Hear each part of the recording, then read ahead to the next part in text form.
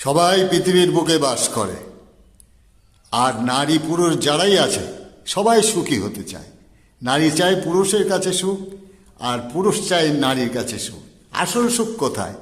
আসল সুখ হচ্ছে একটা শিশু যখন নিষ্পাপ শিশু পৃথিবীতে মার কোলে জন্ম নেয়, এই মাই হচ্ছে ওই শিশুটির পরম সুখ, স্বর্গীয় সুখ, আনন্দময় ধাম।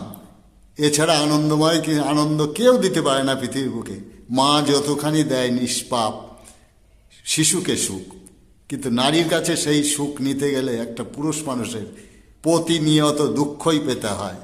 আবার পুরুষের কাছে নারী যখন যায় তাকেও দুঃখ পেতে হয়। আর পৃথিবীময় হচ্ছে দুঃখের আলয়, আলয় মানে বাড়ি।